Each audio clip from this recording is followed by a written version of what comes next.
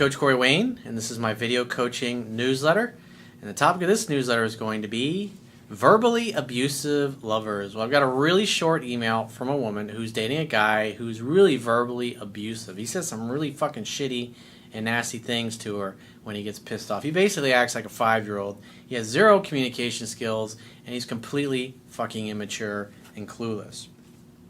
But a big part of the problem is she's enabling his behavior because she keeps putting up with it. So along the lines, I got a quote that I wrote in this topic, and then we're going to go through her really short email. That quote's actually longer than the email is. People who tolerate verbal or even physical abuse in any of their relationships put up with it due to a variety of reasons. Number 1, low self-esteem. Number 2, low self-worth. Number 3, fear of not finding anyone better if they leave. Number 4, lack of self-love. Number 5, they convince themselves the abuse is their fault. Number 6, they incorrectly learn this is normal behavior in childhood. Number 7, they mistakenly believe it will get better, etc. The reality is no one will ever do or say anything to you that you don't invite them to do. When someone tries to abuse you, lovingly communicate how you expect to be treated. If they don't stop, you must walk away and never look back. By tolerating this dysfunctional behavior, you are enabling and inviting them to continue treating you this way. It is so fucking true. I had a woman that I had a few women that were like that. That two that I can remember that come to the top of my mind.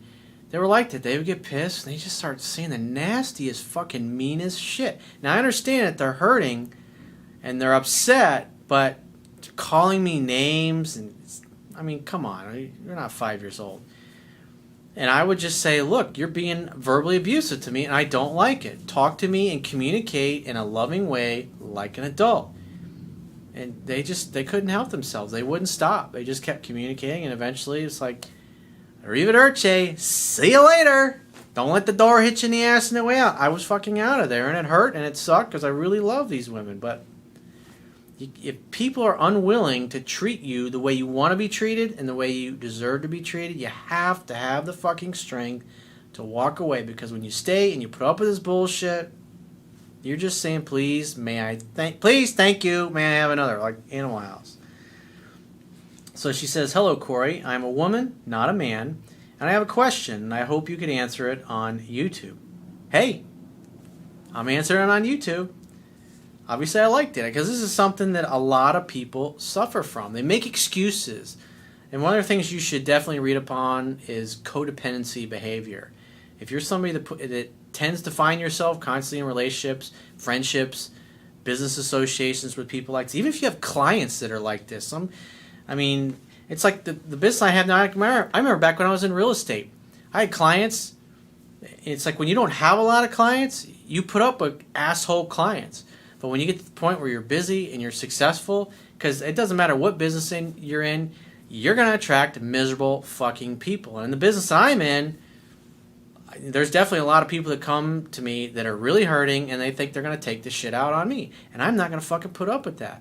It's like I have no problem firing clients. The people I like to work with are people that are kind, that are respectful, that really want my help, and that are actually coachable. They'll actually listen to me when they've asked me a question, I'm trying to answer it. It's like sometimes I get people, they'll ask me a question, I get 3 words out of my mouth, and they just start talking over me. Not only do they start talking over me, but they don't fucking stop. And every time I stop them, whether it's a guy or a girl, most of the time it's guys. Very rarely is it women that I coach to do this, because women are usually mostly good listeners, but a lot of guys terrible. And I was like, you're not listening to me at all. And like, it always comes up, my girlfriend always says that. My wife always tells me that I never listen. I'm like, gee. And I point that out to them. And sometimes you got to shake the shit out of them to wake them the fuck up. But like I said, if somebody's just going to be an abusive jackass, it's just so nice to just say, you know what, we're not a good fit. You should find somebody else to coach you.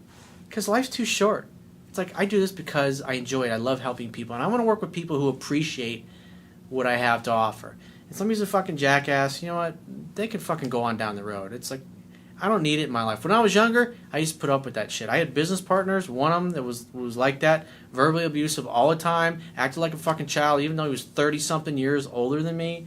It was like, you know, when you're younger and your self-esteem's not there and you're making a lot of money together, you put up with that shit.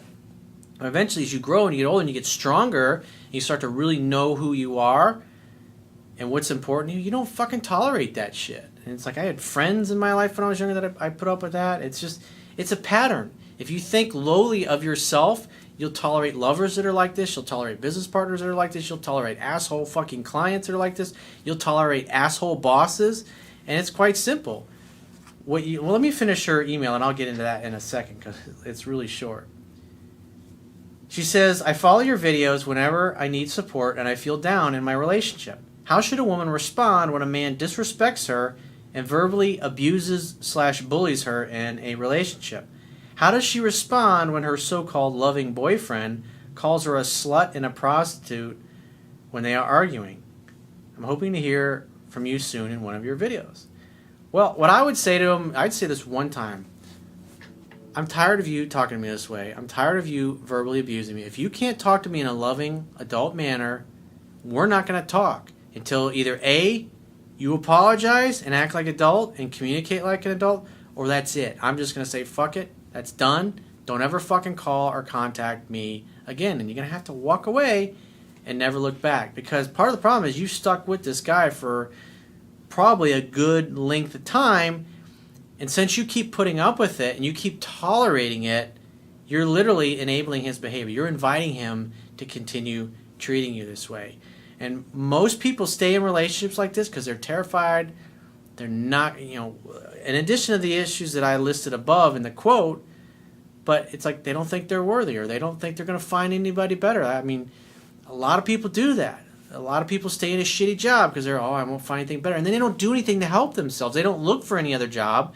And since they don't have any other prospects, they feel like they're trapped and they're stuck. Same thing with your relationship. Oh, the girl's really hot. And you just keep making excuses. But at the end of the day, if you want the abuse to stop, you got to tell them in a loving way once. And if you tell them if they don't stop it, that you're out of there. Or that you want them to leave your house. Or that you're not going to see them anymore until they apologize. And if they have a really anger problem, which this guy sounds like he has, say, go get some therapy. Go get some counseling. Go talk to somebody about that. Go to an anger management course because I'm not going to deal with this bullshit. Life's just too short. You take care of yourself, you love yourself, you get to a place where you have a great, healthy life being single, make yourself a great catch, you'll attract a great person into your life. But the longer you stay with somebody like this and the longer you would tolerate shit like this, it's a self-fulfilling prophecy. If deep down you feel like you don't deserve any better, then if that's your belief, people act consistently with who they view themselves to be, whether that view is accurate or not.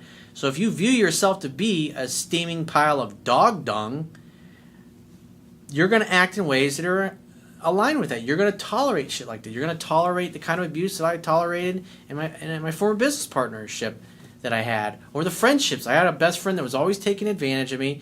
He wrecked my fucking Lotus, and then didn't really lift a finger hardly to help me get it fixed. And it took me 6 months. I took that car down, and after it got repaired, it was $20,000 worth of damage. I mean, literally, the second fucking day I had this car, he wrapped it around a telephone pole. And it took 6 months to get the fucking thing right. Sending it back down to the dealership 3 times. I had to drive all the way down to Palm Beach and fucking pick it up. And then I started having them flatbed it back. It was a fucking nightmare. And that was just one instance of him. There was probably 4 or 5 things like that from the time we were teenagers till I was in my early 30s when I finally just said, that's it. You're fucking out of here.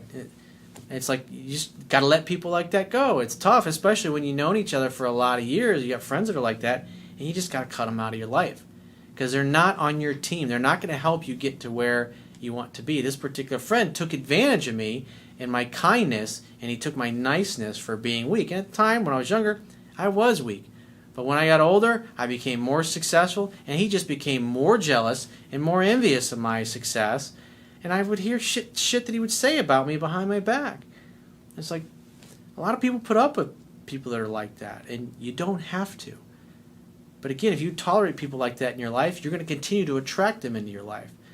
So when you encounter somebody, I don't care how hot they are or how fun or how interesting they are, when you see these flaky behaviors, when you see these abusive kind of behaviors and you talk to them in a loving way and they just won't stop, you have to leave. It's not your fault that they're fucked up. It's not your job to save them. That's just the way they are. But if you want to have the kind of life that you want and you want to have it filled up with the kind of friends and lovers and clients and the kind of business or the kind of career that you want and work for like really cool people that you like working for, you got to be willing to let go of these things and seek something new. And especially like if it's a job, you should be looking for another job while you're still working a shitty job. And as soon as you find something, put your 2 weeks notice in and get the fuck out of there. Because the longer you stay in it, the longer you tolerate it, as the years go by and you put up with this stuff, eventually it's like this is what you expect. And the longer you tolerate it, the harder it's going to be to get out of it. It's like a friend of mine who's a cardiologist. He's a very successful doctor, makes multiple six figures a year, works at Florida Hospital. And I was chatting with him, and because he knows what I do, I'm a life coach, and I was asking him, I think I may have talked about this in a video I did, I don't know, a year or so ago. And I was talking to him about, like, when somebody comes in, they got heart problems. Like what age are people willing to do something? He said, well, people that are like 40, anything under 45, 50, about 75% of the people, they'll make dietary changes, they'll go to the gym, they'll do all those things that the doctor recommends.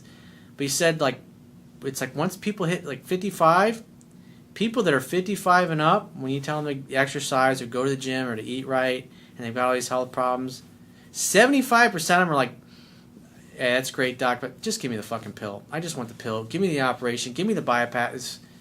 It's like they're just phoning it in. They've given up. They've just lost all enthusiasm for living. They're not even fucking trying anymore. It's sad and it's tragic. But like I said, that's what happens. It's like you get to a point in your life where it doesn't mean you won't change, but like the odds aren't in your favor. I mean, 75% of the people that are 55 and up, when they run into a major health challenge, they're just like, give me the pill, give me the medication. It's like they're just on the conveyor belt to the grave. They're just waiting to die. They're just sucking up oxygen, basically. I mean, it's sad and it's tragic, but I mean, you can change your life in an instant by deciding, by saying, you know what? And when people get to a point where they have had enough, it's like they won't change their belief system until they realize it's not working for them. And in this particular case, the way you're operating, and you can probably see not only in your intimate relationship, probably you got friends that are kind of this way, maybe even work with a few people that are like this. You got to get those fucking people out of your life. You got to say enough of this shit, because you tolerate one person like that in your life, you're literally going to attract more people. It's just like A players. People that are type A personalities, they love what they do and they work their fucking asses off. They resent B and C players being on the team. And when you have a company that has several A players and a few B and C players, if you don't get those fucking B and C players off the team and out of your fucking company, those A players, eventually you're going to lose respect for you as an owner or a manager, and eventually they're going to go work for somebody else because they don't want to be working with the JV team, if you will. They want to work with other like-minded people that are just as driven, that are just as focused, and are just as successful as they are.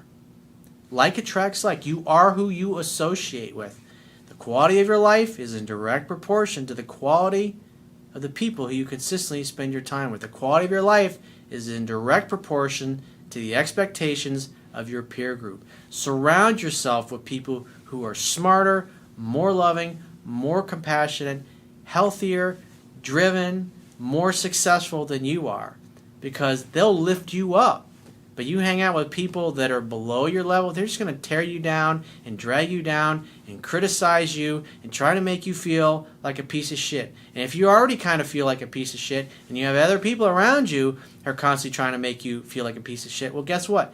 You're going to feel like a piece of shit. But a true friend, the right people in your life, are always going to have the best in their mind for you.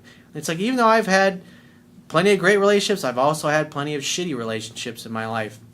And you know what? Looking back on even the bad ones, I still love those women. I'm still grateful that I had the experience. I'm an optimist. I'm a glasses half full kind of dude. And so I look in the best in everything. And I have sweet memories.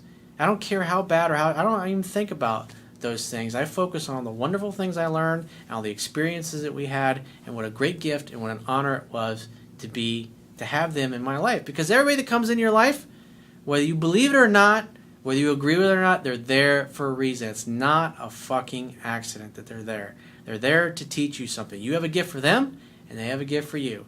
And not everybody is meant to spend your entire life's journey on your journey with you. Some people come and go, and some people should go. So don't be afraid to eject those people out of your life or hit the fucking delete button. Because the sooner you do that, the closer you're going to be to your goals and reaching your full potential. So if you'd like to get my help personally, the quickest way is to book a paid phone, Skype, or email coaching session. You could choose any of those options by going to my website, clicking the products tab at the top of your screen, and just follow the instructions for booking whichever option works best for you. And I will talk to you soon.